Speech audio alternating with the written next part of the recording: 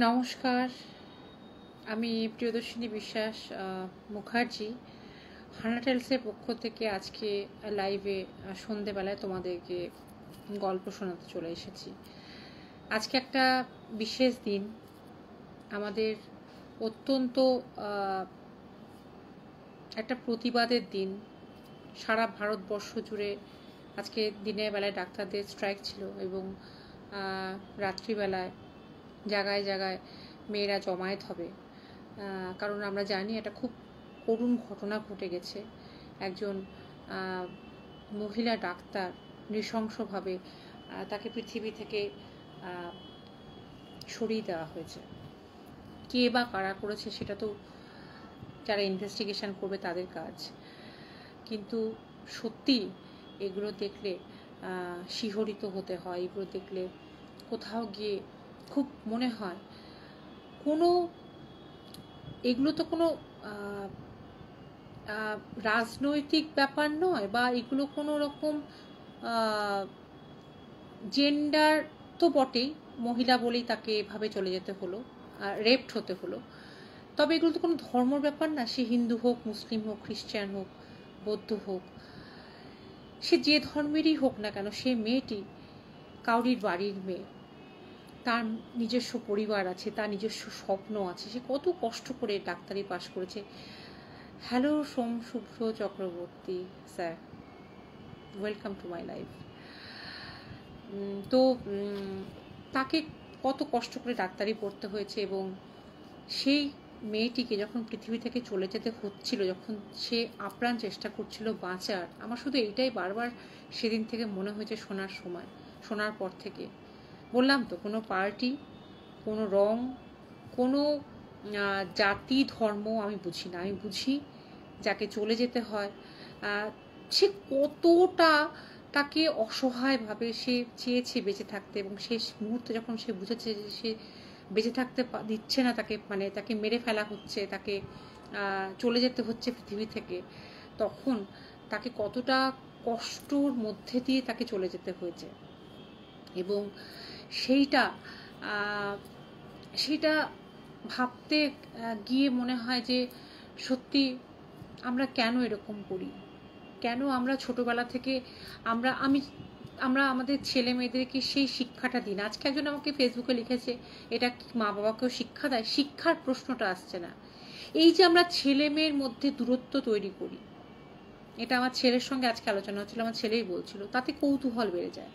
আমরা ছোটবেলা থেকে, যেমন আমি আমার ছেলেদেরকে মানুষ করেছি সমস্ত কথা স্বাভাবিকভাবে আলোচনার মধ্যে দিয়ে, যে বাবু, প্রথম শেখাতাম যখন স্কুলে ভর্তি হলো, এটা ব্যাড টাচ, এটা গুড টাচ। ছেলেদেরকেও কিন্তু শেখাতে হয়। শুধুমাত্র মেয়েরা যে সুরক্ষিত নয় তা কিন্তু নয়, ছেলেরাও কিন্তু অনেক ক্ষেত্রে সুরক্ষিত নয়। তো ব্যাড টাচ, গুড টাচ এগুলো যেমন শেখায়, সেরকম শেখাতে হয় যে মেয়ে মানে ভোগ্য পণ্য নয়, মেয়ে মানেই তোমার কেনা রাজত্ব নয়। মেয়ে মানে মা, মেয়ে মানে বোন, মেয়ে মানে বন্ধু, মেয়ে মানে সহধর্মিণী, মেয়ে মানে কন্যা, মেয়ে মানে কত রূপ। মেয়ে মানে মা দুর্গা, মেয়ে মানে মা কালী, মা লক্ষ্মী, মা সরস্বতী। কাজে মহিলাদেরকে আমরা অন্য চোখে দেখতে শেখাই ছোটবেলা থেকে। এই কি বলবো, এই সব জিনিসগুলো তাদের মধ্যে যদি আমরা একটু একটু করে ভরে দিই, একটু একটু করে, আমার যেমন দুই ছেলে, তাদের মধ্যে যদি আমরা একটু একটু করে সেই যে একটা নীতিবোধ, সেটা যদি আমরা তৈরি করি, যে না,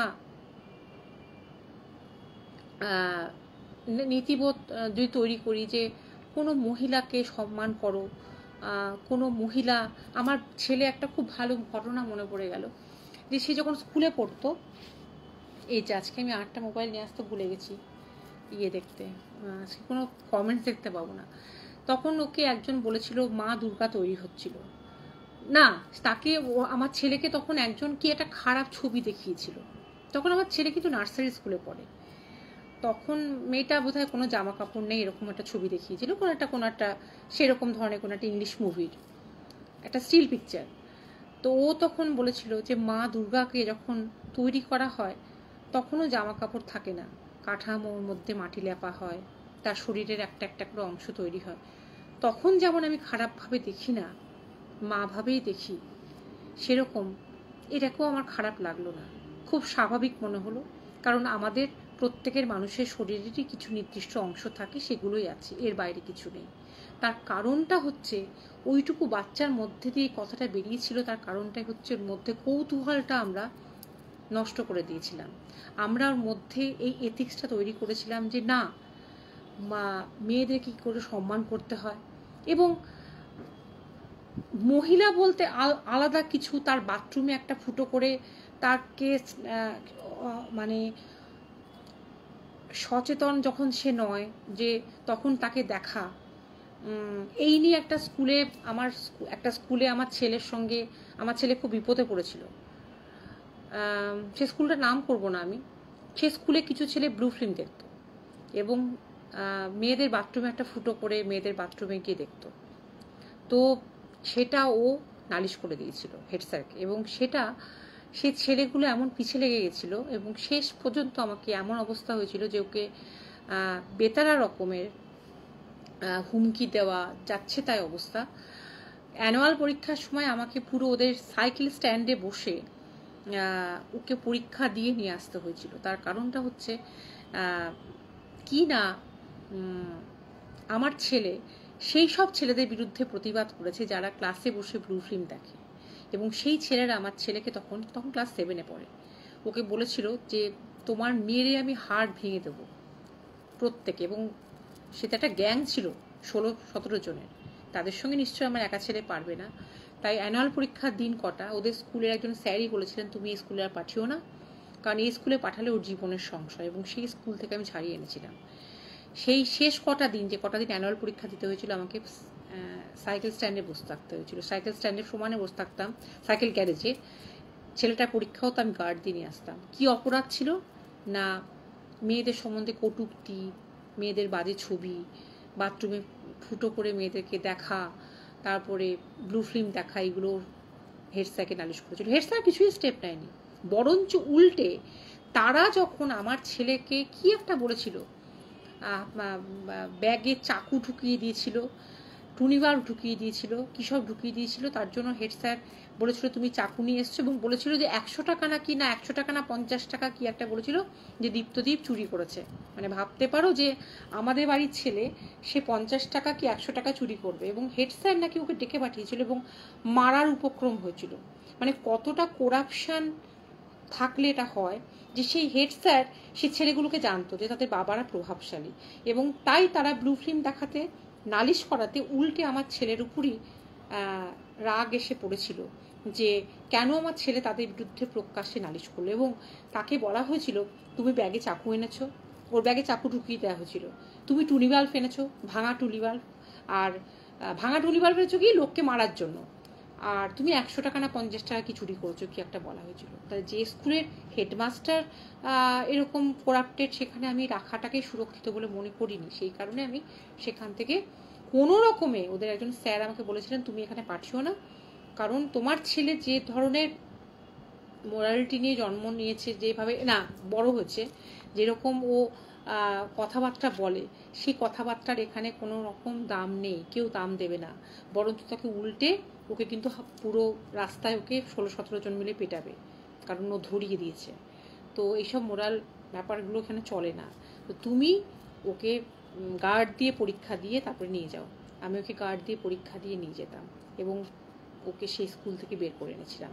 তাই আজকে একটা খুব দুঃখের দিনে, আজকে একটা খুব প্রতিবাদের দিনে, আজকে একটা খুব ভালো বাজে মন নিয়ে লাইভ করতে এসেছি। কদিন আগে আমার একটা বন্ধুর এক্সিবিশনে গেছিলাম, আমি ভেবেছিলাম যে আজকে খুব সেজে গুজে আসবো, তার বানানো কটা জিনিস আমি পরবো, কিন্তু সেই মনটা আজকে যেন কোথাও নষ্ট হয়ে গেছে। আত্মার শান্তি কামনা করে এই কথাটা মানে মুখ দিয়ে বেরোচ্ছে না, কারণ আমি এটুকু জানি যে কোনো অতৃপ্ত আত্মা যাকে এত কষ্ট পেয়ে যেতে হয়েছে, সে কতটা আমার কামনা করাতে শান্তি পাবে জানি না।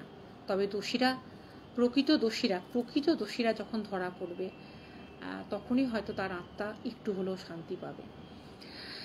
যাই হোক, আমরা সেই সব আত্মাদেরকেই ভয় পাই যারা মারা যাওয়ার সময় হাইপার অ্যাক্টিভ থাকে। অর্থাৎ একটা 80 বছরের মানুষ যখন মারা যায়, 80 বছর না, যখন মানে 90-95 বছরের মানুষ, যখন তার মধ্যে জীবনী শক্তি অনেকটা চলে গেছে, হয়তো সে বহুদিন ধরে ভুগছে, এই নয় যে 92 বছরের মানুষও জীবনী শক্তি থাকে, সে বহুদিন ধরে ভুগে ভুগে তার শরীরে হয়তো কিছু নেই, সেই মানুষটা যখন মারা যায়, অনেকগুলো কাজ হয়তো তার কমপ্লিট হয়ে গেছে, সে অনেক কিছু পাওয়া না পাওয়ার হিসাবের মধ্যে দিয়ে গেছে, তখন তার আত্মা কিন্তু এতটা আমরা ফিল করি না। কিন্তু এইভাবে যাদের মৃত্যু হয়, যাদের অ্যাক্সিডেন্টাল ডেথ, বা যাদেরকে মেরে ফেলা হয়, বা যারা আত্মহত্যা করে, বা যাদের মেরে ফেলা হয়, বা আকস্মিক না, হ্যাঁ আকস্মিক যেগুলো, মানে যাদের আত্মাটা ভীষণ রকমের সজীব ছিল, অনেক কিছু স্বপ্ন ছিল, অনেক রকমের অ্যাক্টিভিটিস তাদের মধ্যে ছিল, সেই সময় যখন তাকে নিভিয়ে দেওয়া হয়, সে আত্মাকে কিন্তু ভীষণভাবে আমরা ফিল করতে পারি। এইটুকুই বলতে পারি যে এই যে আমরা বলি না যে তার আত্মার শান্তি কামনায় আমরা 2 মিনিট নীরবতা কামনা করি, আমি নীরবতা পালনের খুব একটা জানি না, আমাদের বলাতেই তার আত্মা শান্তি পাবে আমি তো মনে করি আমার বলাতে কিছু এসে যায় না। ওই তো বললাম যে আজকে একটা খুব দুঃখের দিনে লাইভ করতে এসেছি, আজ প্রতিবাদের দিনে লাইভ করতে এসেছি। আমারই বাড়ির সামনেই একটা জায়গায় সবাই জমায়েত হবে, রাত 11:55 প্রতিবাদ হবে। তো একটা মহিলা হিসাবে, একটা মানুষ হিসাবে, একটা মা হিসাবে বলতে পারি প্রত্যেকে আমাদের অন্তত নিজেদের ছেলেদেরকে যেন আমরা, আর কাউকে না হোক, নিজেদের ছেলেদেরকেও যেন সুরক্ষিত রাখি, কারণ ছেলেরাও যে খুব একটা সেফ তা নয় কিন্তু, এবং ছেলেদেরকেও শেখায় যে অপর জনকে সুরক্ষিত করার দায়িত্ব নিতে, এটা কিন্তু যেন শেখায়, সেই ভাবনাটা যেন তাদের মধ্যে গেঁথে দিই, যে ইচ্ছে শক্তিটা যেন তাদের খুব মানে কি বলবো, একটা নির্দিষ্ট গণ্ডির মধ্যে তারা আটকে রাখতে শেখে।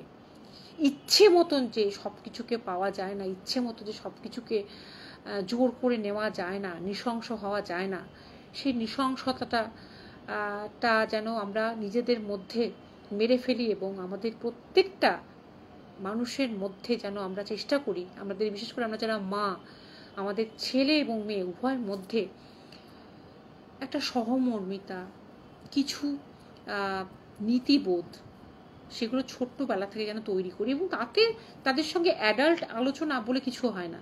আজকাল আমি চিরদিনই আমার ছেলেদেরকে সব কিছু আলোচনা করতে অভ্যস্ত, এবং সব কিছুই আলোচনা করি, এবং ছোটবেলা থেকেই বললাম না যে আমার ছেলেকে স্কুলে একজন বলেছিল যে ওই দেখ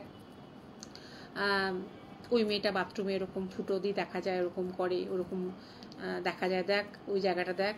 তখন ও বলেছিল দুর্গা ঠাকুর যখন তৈরি হয়, দুর্গা ঠাকুরের কাঠার মধ্যে কি আমরা ওইভাবে তাকাই, তখন তো তার শরীরের অংশগুলো তৈরি হয়, তখনও যেমন তার শরীরের প্রতি আমরা যেভাবে তাকাই সেখানে কোনো রকম খারাপ দৃষ্টি থাকে না, আমারও সেই সব ব্যাপারে কোনো খারাপ দৃষ্টি বা খারাপ কৌতূহল নেই। মানুষের শরীরে আর কি আছে, মানুষের শরীরে যা থাকার তাই আছে, এটা নিয়ে অত বাড়াবাড়ি কৌতূহল দেখানোর কোনো কথা নেই। ওইটুকু ছেলে আমার বলেছিল, তাই গর্ব করে বলতে পারি, যেটা আজকে আমি লিখেছি, যে আমার ছেলে হয়তো কোনোদিনও ফার্স্ট সেকেন্ড হতে পারেনি, না বড়টা না ছোটটা।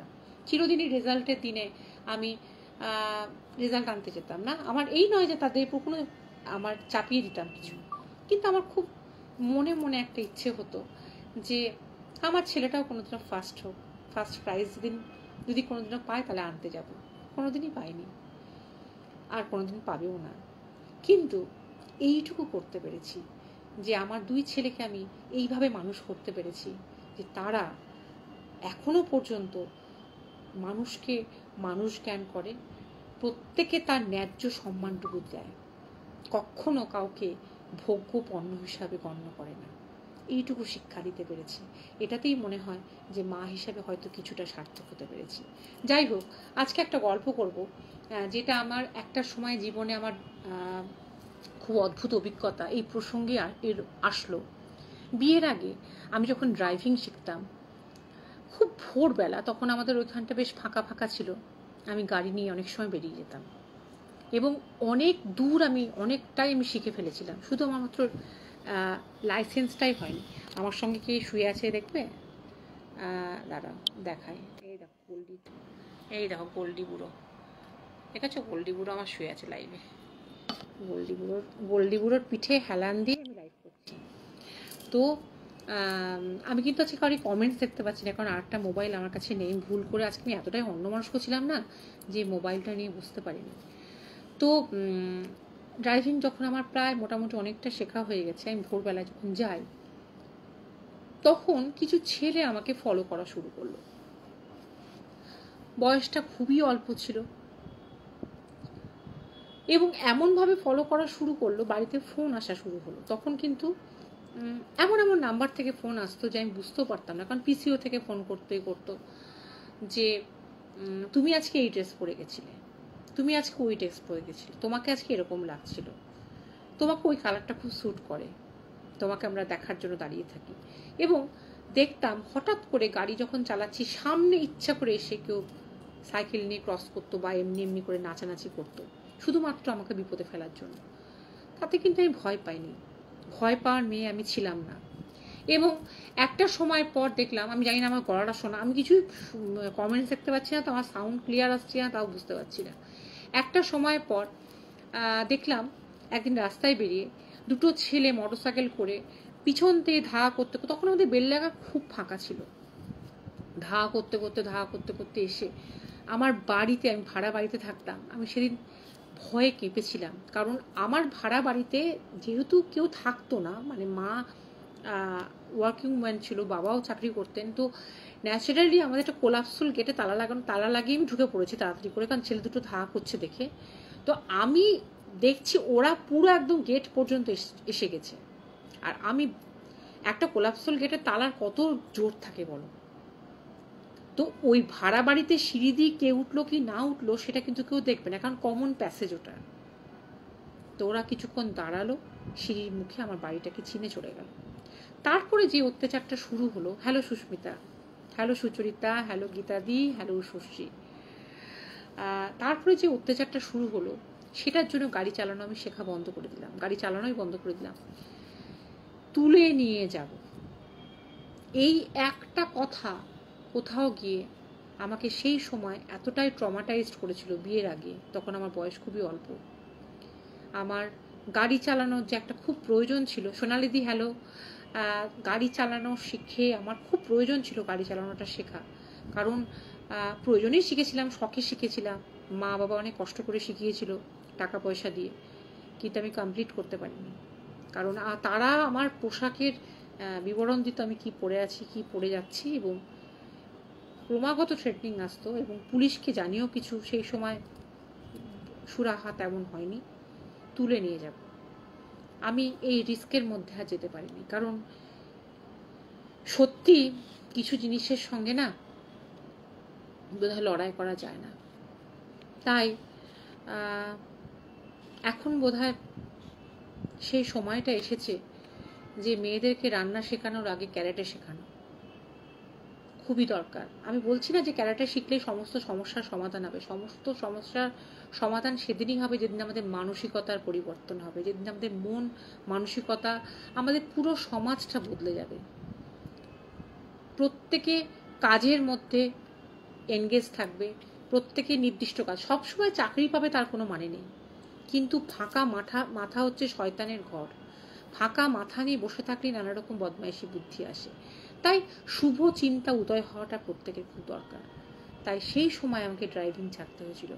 আজকে এখানে এসে আমার ছেলে যখন ড্রাইভিং স্কুলে ভর্তি হলো, ভাবতেও খুব অবাক লাগলেও সত্যি কথাটা, কারণ আমি জানি শেখার কোনো বয়স নেই।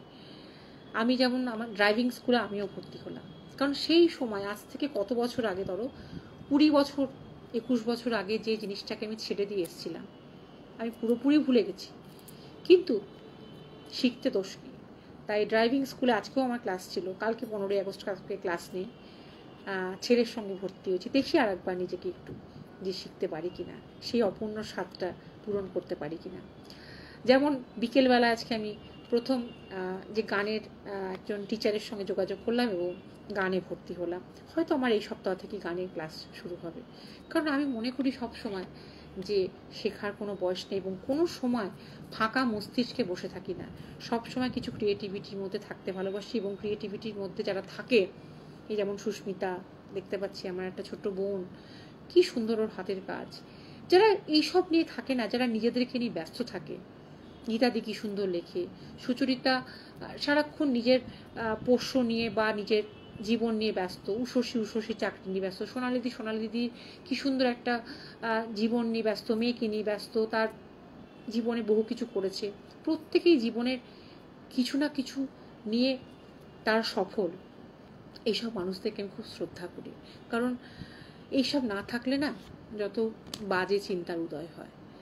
যাই হোক, এই তো বললাম আমার একটা ঘটনা। আর একটা ঘটনা বলি, সেটা হচ্ছে একটা সময় আমি বহরমপুর স্টেশন থেকে তখন আসছিলাম, সেদিন খুব বৃষ্টি ছিল, এইরকমই হয়তো বর্ষাকাল হবে, আমার ঠিক মাসটা মনে নেই। স্টেশন একদম ফাঁকা, আমি অনেক দেরি হয়ে গেছে সেদিন ফিরতে, এবং আমার একটা কোনো এক্সাম ছিল। ফেরার পথে আমি দেখছি একজন নাকটা একটু চ্যাপটা মতন দেখতে লোকটা, বেটে খাটো লোকটা, এবং সে ক্রমশ আমাকে মানে সব সময় ক্রমাগত আমাকে ফলো করছে। প্রথমে মনে করলাম যে মেয়ে আমাকে দেখে তাকাচ্ছে, এটার মধ্যে কোনো খারাপ কিছু নয়, মানুষ মানুষকে দেখে তাকায়, ঠিক আছে। কিন্তু যেখানে যাচ্ছি সেখানেই ও পিছিয়ে পিছিয়ে যাচ্ছে। আমি কোনোদিনও স্টেশনে বাথরুমে যেতাম না, কিন্তু আমি বাথরুমের দিকে যখন যাচ্ছি সেখানেও যাচ্ছে। আমি যখন ঝালমুড়িওয়ালার কাছে ঝালমুড়ি খুঁজতে যাচ্ছি, ঝালমুড়িওয়ালাও ছিল না সেদিন, এত বৃষ্টি ছিল, স্টেশন ফাঁকা, যেদিকে যাচ্ছি সেদিকে। এবং আমি শেষ পর্যন্ত কী করলাম, শেড যেটুকু আছে, বৃষ্টি পড়ছে, শেড এরিয়াটা ছেড়ে আমি একদম ফাঁকা জায়গায় এসে দাঁড়ানোর চেষ্টা করলাম, একটা ছোট্ট একটা পোস্টের নিচে, যেখানে আমি বৃষ্টি থেকে নিজেকে বাঁচাতে পারবো, কিন্তু লোকটা আমাকে দেখতে পাবে না। দেখি পাশে এসে দাঁড়িয়ে আছে, কারণ নিঃশ্বাস পড়ছে, দেখছি লোকটা এসে দাঁড়িয়ে আছে। আমি সত্যি সেদিন খুব ভয় পেয়েছিলাম। এবং যখন ট্রেনটা এলো তখন আমি ওকে ধোকা দিয়ে এদিক ওদিক করে করে ঠিক ট্রেনটা ছাড়ার মুহূর্তে আমি একটা অন্য কম্পার্টমেন্টে উঠে দেখলাম লোকটা বুঝতে পারলো না, এদিক ওদিক বোকার মতন তাকালো। আমি বাথরুমে, ট্রেনের বাথরুম তো কীরকম নোংরা হয় সেটা জানোই, একদম সেই জায়গাটায় পর্যন্ত আমি ভয়ে ঢুকে ঠকঠক করে কাঁপছি, কারণ ট্রেনটা মোটামুটি ফাঁকা। তো আমি বললাম না অনেক দেরি হয়ে গেছিল। কিছুক্ষণ পরই আমি দেখলাম অদ্ভুতভাবে যে আমি বাথরুম থেকে যখন বেরিয়ে এদিক ওদিক তাকিয়ে দেখলাম গোটা কম্পার্টমেন্টের লোকটা ওঠেনি। আমি নিশ্চিন্ত হয়ে যেই মাত্র একটা সিট দেখে বসলাম, ঠিক আমার সামনের সিটে এসে বসলো। সেদিন আমার মনে হয়েছিল আমি কি সত্যি আজকে সুরক্ষিতভাবে বাড়িতে পৌঁছতে পারবো, আমি কি মা বাবাকে আর দেখতে পাবো, মনে হয়েছিল। এবং আমি যখন দেখলাম যে আমার পিঠ ঠেকে গেছে, কারণ লোকটা ক্রমশ পাটা নিয়ে এসে আমার পায়ের আঙ্গুলের মধ্যে একটা ঘষার চেষ্টা করছে। উল্টো দিকে আছে তো, তাই আমার হাতে বা আমার গায়ে গা ঠেকাতে পারছে না, পায়ে পাটাকে ঠেকিয়ে একটা ইঙ্গিত দিচ্ছে, কারণ আমি বুঝতে পারছি ও ক্রমশ এগিয়ে আসছে, ও সাহস ক্রমশ বেরিয়ে আসছে, বাড়ছে।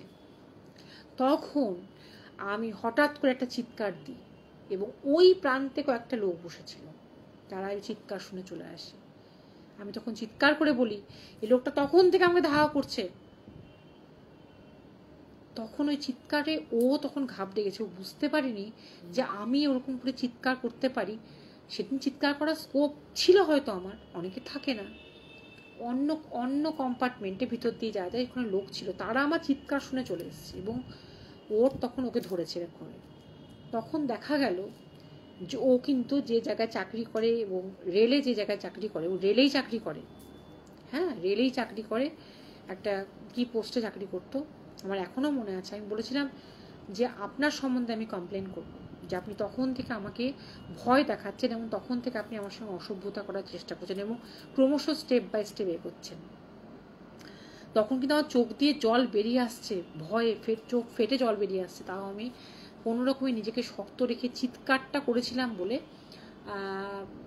ওই লোকগুলো এসে আমাকে সেদিন ওই লোকটাকে ধরে রেখেছিল। এবং তারপরে যখন আমার নিজের স্টেশন এলো, আমি তখন কমপ্লেন করেছিলাম ওর বিরুদ্ধে, এবং ওকে এই শাস্তি হিসেবে ওর ডিমোশন হয়েছিল এবং ট্রান্সফার করে দেওয়া হয়েছিল।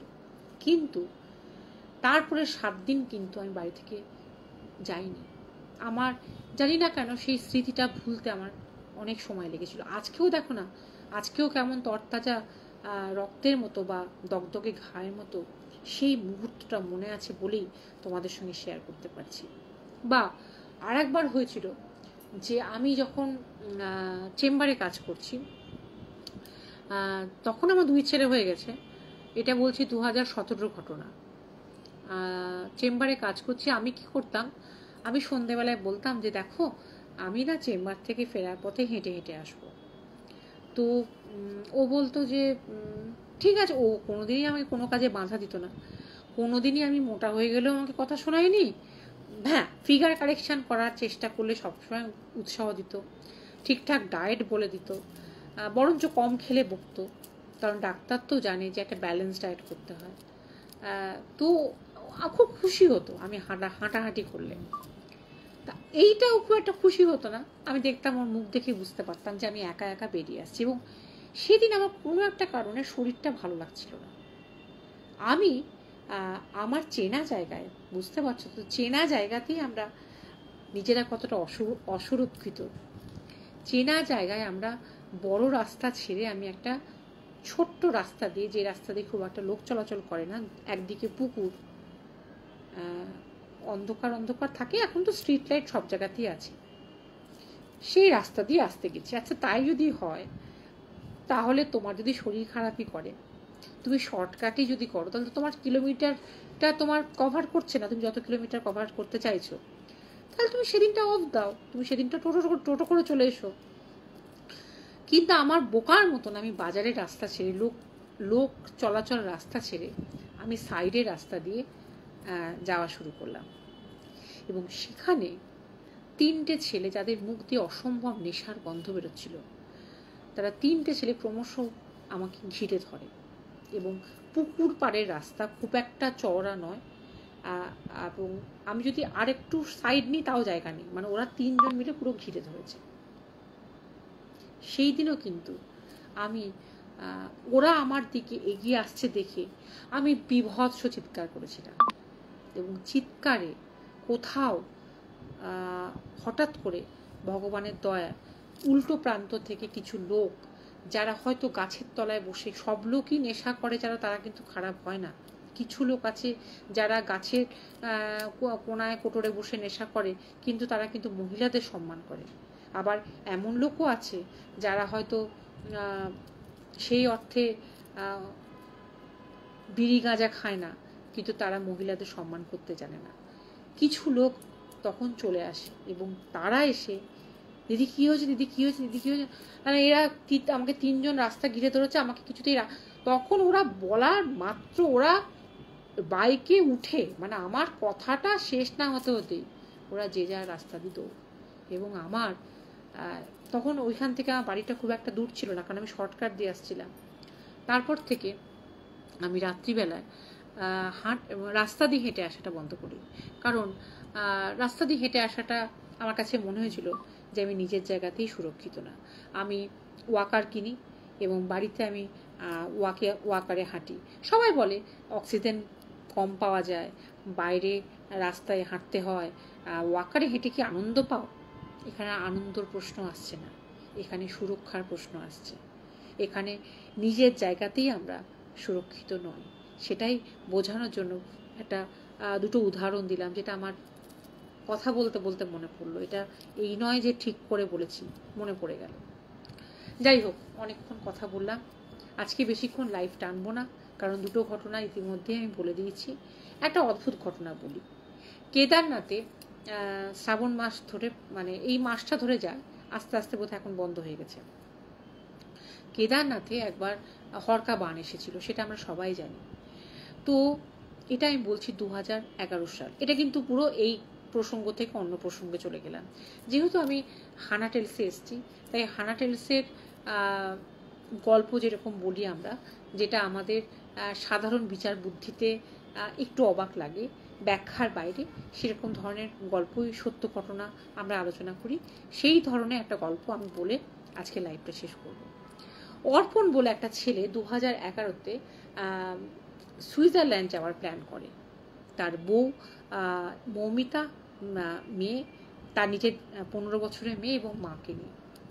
কিন্তু হঠাৎ করে ওর মধ্যে এমনি খুব ও ধার্মিক ছিল অর্পণ। ওর মনে হয় না সুইজারল্যান্ড পরে যাব, আগে 4 ধাম দর্শন করি। অদ্ভুত না? সুইজারল্যান্ড বাদ দিয়ে সে 4 ধাম দর্শন করে। গঙ্গোত্রী, যমুনাত্রী, বৈদ্যনাথ ধাম তখন দেখা হয়ে গেছে, বাকি আছে কেদারনাথ। তারিখটা ছিল 18 আগস্ট, 19 আগস্ট। সেই সময় ঝিরঝির ঝিরঝির করে বৃষ্টি পড়া শুরু হয়েছে। অর্পণরা সপরিবারে হাঁটা পথে রওনা হয়েছে কেদারনাথে। বৃষ্টিতে মনে কু ডাকছে, কিন্তু চারিদিকে হর হর মহাদেব, হর হর মহাদেব এই একটা ধ্বনি কোথাও তাদের মধ্যে ইচ্ছেটা জাগিয়ে তুলছে যে না, এতদূর যখন কষ্ট করে এসছি, আজকে আর ফিরে যাব না, আমি ঠিক ঠাকুর দর্শন করব, মহাদেব দর্শন করব, শিবলিঙ্গ দর্শন করব, কেদারনাথে এসছি, মন্দির পর্যন্ত যাব। কিন্তু ক্রমশ যেন আবহাওয়া খারাপ থেকে খারাপতর হতে থাকে। অর্পণদের মনে যে সন্দেহ জাগে না তা নয়, কারণ মন্দাকিনী নদীর তখন অবস্থা খুবই খারাপ। ভীষণভাবে জল, যেন অনেক কিছু ছোট ছোট গাছ টাছ তখন থেকেই সব কিছু যেন চলে উপর দিয়ে যাচ্ছে। মনে অনেক রকম ভয় জাগে যে ঠিক করছি তো, এগোতে গিয়ে দুপা পিছিয়ে আসে, কিন্তু তবুও মনে সাহস করে তারা এগোতে থাকে।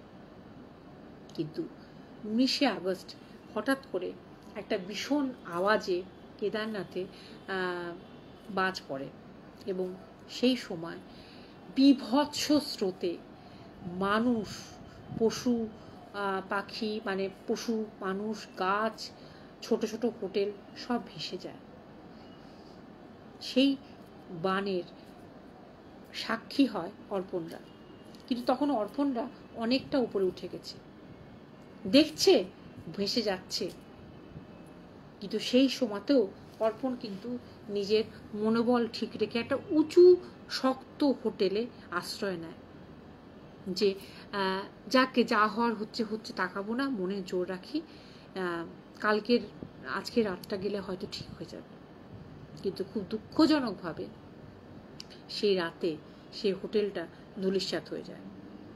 যখন ওদের জ্ঞান ফেরে তখন দেখে ওর মা একটা কোনো কোনায় আটকে আছে, ওর মা বাবা কোনো একটা কোনায় আটকে আছে, ওর বউ একটা গাছের কোনায় আটকে গেছে, আর মেয়েটা মন্দিরে একটা কোনো কোনায় একটা পাথরের মধ্যে কি বেঁচে আছে আটকে গিয়ে। কিন্তু বাড়ির যে মেন যে উদ্যোক্তা এই বেড়াতে যাওয়ার বা মেন যে রোজগের অর্পণ, ওই বুড়ো মা বাবার ছেলে এবং এই মৌমিতার হাজবেন্ড এবং এই আমাদের দীপশিকা বলে 15 বছরের যে মেয়েটি, তার বাবা, সে কিন্তু তাকে পাওয়া যায় না। ওরা পাগলের মতো কাঁদতে থাকে এবং ওদের কান্নার সঙ্গে আরো লক্ষ লক্ষ কান্না মিলে যেতে থাকে, কারণ লক্ষ লক্ষ লোক তখন তাদের আত্মীয় পরিজন হারিয়ে দিশাহারা। প্রত্যেকেই তাদের আত্মীয় পরিজনকে খুঁজে বেড়াচ্ছে পাগলের মতো। অনেকের দেহই অনেক অনেক অনেক দেহই পাওয়া যায়নি এবং এইরকমভাবে বেশ কয়েকটা দিন চলে যায়। তারপরে রেস্কিউ অপারেশন শুরু করে আমাদের ভারতীয় বায়ুসেনা এবং বাকি সব মানুষকে উদ্ধার করে যারা বেঁচে ছিল। কিন্তু ততদিনে তারা বুঝে যায় যে অর্পণের যখন খোঁজ পাওয়া যাচ্ছে না, তার মানে অর্পণ নিশ্চয়ই আর বেঁচে নেই। তারা আবার মুম্বাই ফিরে যায়। কি করবে? এসেছিল 5 জন, গেল 4 জন। চোখের জল মুছতে মুছতে সবাই চলে যায়। আস্তে আস্তে দিন গড়াতে থাকে। মৌমিতা অর্পণের স্ত্রী দীপশিকাকে তাদের একমাত্র মেয়েকে আগলে ধরে বুকে মানুষ করতে থাকে এবং তার শ্বশুর শাশুড়িরও যত্ন নিতে থাকে। মেয়ে 2024 সালে যখন ডাক্তারি পড়ছে, হঠাৎ করে তার মেয়ে বলে যে আমি কেদারনাথ যাব। কেদারনাথের নাম শুনে মৌমিতার সেই স্মৃতিটা আবার ফিরে আসে। মৌমিতা বলে যে না, তোমাকে আমি বন্ধুদের সঙ্গে কিছুতেই যেতে দেবো না, তোমাকে আমি আর ছাড়বো না। কারণ একবার মৌমিতা অর্পণকে হারিয়েছে, আর সে দীপশিকাকে হারাতে চায় না। হ্যালো প্রিয়াঙ্কা, আমি ছবি দেখতে পাচ্ছি, আজকে আমি 8টা মোবাইল নিয়ে নিই, তাই আমি কিছুতেই কোনো কমেন্টস করতে পারছি না, তোমরা আমাকে ক্ষমা করো, পরবর্তীকালে আমি কমেন্টসের উত্তর দিয়ে দেবো। তো ও দীপশিখাকে ডাক্তারি পড়াচ্ছে কষ্ট করে, এবং ও বলে যে না, তখন এদিকে দীপশিখার প্রচণ্ড জেদ, খাওয়া দাওয়া বন্ধ করে দেয়। হয়তো উপরওয়ালার এটাই ইচ্ছা ছিল। তাই দীপশিখার জেদের কাছে নতি স্বীকার করে ওর মা মমিতা, বলে ঠিক আছে, একটা শর্তেই তোমাকে কেদারনাথ দর্শন করতে দেবো, তুমি বন্ধুদের সঙ্গ ছাড়ো, তুমি আমার সঙ্গে চলো। মমিতা এবং দীপশিখা কেদারনাথের পথে রওনা হয়। কেদারনাথে যাওয়ার সময় সেই রাস্তাগুলো যখন পড়ে, সেই রাস্তাগুলো দেখে তাদের সেই কথাগুলোই মনে পড়ে যে জিনিসগুলো সেই 2011 সালে হয়েছিল এবং অর্পণকে একটা বিভৎস হরকাবানে হারাতে হয়েছিল। মমিতা দু চোখ জলে ভরে যায় যখন সে চোখের জল মুছতে মুছতে হর হর মহাদেব হর হর মহাদেব করতে করতে এগোচ্ছে। একটা বাচ্চা ছেলেকে দেখতে পায় যে ফুল বিক্রি করছে। বাচ্চা ছেলেটাকে অসম্ভব মমিতার চেনা লাগে। অদ্ভুতভাবে মমিতা একটা চুম্বকের মতন একটা যেন আকর্ষণ করে বাচ্চাটা। সেই চুম্বকের মতন একটা আকর্ষিত হয়ে সে ওই বাচ্চাটার কাছে চলে যায় এবং বাচ্চাটা যেই মুহূর্ত মমিতাকে ঘুরে তাকায়, ফুল হাতে বাচ্চাটা অজ্ঞান হয়ে যায়। বাচ্চাটাকে যখন জল টল দিয়ে জ্ঞান ফেরানো হয়, তখন বাচ্চাটা বলে যে আমি তো তোমার জন্যেই এখানে অপেক্ষা করছি। 2011 সালে আমি তোমাকে নিয়ে এসেছিলাম এখানে আমি মারা গেছিলাম, আমার মেয়ে আছে, তুই মমিতা, আমার মেয়ের নাম দীপশিখা, আমার মা বাবাকে নিয়ে এসেছিলাম, তোমাকে নিয়ে এসেছিলাম। সবারই কাছে জিনিসটা খুব অস্বাভাবিক লাগে এবং এটা নিয়ে অনেক মিডিয়া, অনেক চ্যানেল কিন্তু এটা নিয়ে নিউজও করেছিল। সবার কাছে জিনিসটা অস্বাভাবিক লাগে যে একটা 5 বছর 6 বছর কি 7 বছরের বাচ্চা হার্ডলি, সে কি করে কথাগুলো বলছে এবং মমিতাই যে ওর নাম সেটা আইডেন্টিফাই করছে কি করে। এবং সত্যি তো 2011 সালে ওদের জীবনে একটা এরকম দুর্ঘটনা ঘটে গেছে, সেটাতে বাচ্চাটা জানার কথা না। তখন মমিতার বাচ্চাটাকে দেখে মমিতারও তো অদ্ভুত লাগছে, চেনা লাগছে। মমিতা যখন খুব কনফিউজড, তখন একটা সন্ন্যাসী, যে সন্ন্যাসীরা কোনো অর্থের বিনিময়ে কিছু বলে না, এমনি যারা অনেক কিছু বলতে বলতে যায়, তারা ওই এই সময়তেই দেখা যায়। যেমন কুম্ভ মেলার সময় অনেক সন্ন্যাসীকে দেখা যায়, সারা বছর তাদের দেখা যায় না। সেই রকম এই আমাদের কেদারনাথ দর্শনের অনেক সাধু সন্ন্যাসীকে দেখা যায়, যারা অন্য সময় পৃথিবীর কোন অংশে থাকে আমরা কিন্তু কেউ জানি না। এরমই একটা সন্ন্যাসী পাশ দিয়ে যাওয়ার সময় বলল, দূর পাগড়ি, বুঝতে পারছিস না তোর হারানো স্বামী ফিরে এসেছে? মমিতা 2 2 4 করতে পারে যে হ্যাঁ তো, তাই তো, কিন্তু তাও যেন বিশ্বাস হচ্ছিল না। এদিক ওদিক খোঁজ নিয়ে দেখে যে ছেলেটি জন্ম থেকে অনাথ। এই জন্ম দিয়ে মা মারা গেছে, পাওয়া যায় না মাকে। আর বাবার তো কোনো খোঁজই নেই। মমিতা অদ্ভুত একটা সিচুয়েশনে পড়ে যে এই ছেলেটা সত্যি সত্যি তার হাজব্যান্ড, সে বুঝতে পারে তার পুনর্জন্ম, কিন্তু বয়সটা তার সন্তানের থেকে অনেক ছোট। তাই তার স্বামী মনে করেও তাকে সন্তান স্নেহে আগলে ধরে তাকে ওখান থেকে উঠিয়ে আনে এবং নিজের দায়িত্বে তার বাড়িতে এনে তার সমস্ত লেখাপড়া, খাওয়া পড়া, তাকে মানুষ করার দায়িত্ব মমিতা নিজে হাতে নিয়ে নেয়। কি অদ্ভুত না গল্পটা? কারণ আমার কথা হচ্ছে যে দেখো কি অদ্ভুত কথা, যে মানুষটা একসময় তার হাজবেন্ড ছিল, সেই মানুষটাই তার সন্তানের থেকেও ছোট, পূর্বজন্মের পুরো স্মৃতি নিয়ে সে এসেছে, সে তাকে স্ত্রী ভাবছে, কিন্তু তাকে স্বামী ভাবতে কতটা অসুবিধা হচ্ছে। আবার কোথাও গিয়ে একটা সান্ত্বনাও মনে হচ্ছে যে হারিয়ে গেলেও সে আবার জীবনে ফিরে এসেছে। এমন সৌভাগ্য কজনের হয় যে এমন দুর্ভাগ্যটা সত্যি তার হয়েছিল যে হারিয়ে ফেলেছিল, এমন দুর্ভাগ্য যেন কাউরি না হয়, কিন্তু হারিয়ে গিয়েও তো তাকে সে ফিরে পেয়েছে, তো অস্বাভাবিক ঘটনা। তাই সেই ছেলেটাকে আর সে পুনরায় হারাতে চায় না, সে যে রূপেই আসুক না কেন তাকে আর হারাতে চায় না। তাই সে বাচ্চাটাকে তার নিজের দায়িত্বে রেখে সে নিজের বাড়িতে নিয়ে আসে মুম্বাই। এবং এটা সত্যি ঘটনা, অনেক মিডিয়া এটাকে কভার করেছিল, সবারই কাছে এটা খুব অস্বাভাবিক লেগেছিল। যাই হোক, আজকে একটা বিশেষ দিন, তাই আজকে আমি লাইভে খুব সিম্পলভাবে এসেছি। আর নিজের মনও খুব খারাপ, কারণ চারিদিকে প্রতিবাদের ধ্বনি শুনতে পাচ্ছি। আমি এখন কলকাতাতেই আছি এবং আমি কলকাতাতে আসার পরই খবরটা পেয়েছি যে এরকম একটা মর্মান্তিক ঘটনা ঘটে গেছে। তাই শুভ চেতনার যেন আমাদের মধ্যে জাগরণ হয়, আমাদের কাউকেই যেন এভাবে নৃশংসভাবে পৃথিবী থেকে বিদায় নিতে না হয়, এই কামনা করে এবং তার আত্মার প্রতি শান্তি কামনা করে, তার আত্মার প্রতি শ্রদ্ধা জানিয়ে আমি আজকের হানা টেলস লাইভটা শেষ করছি। শুভরাত্রি। Please subscribe to our channel Hana Tales. Comment, share, like, and don't forget to hit the notification bell for more videos.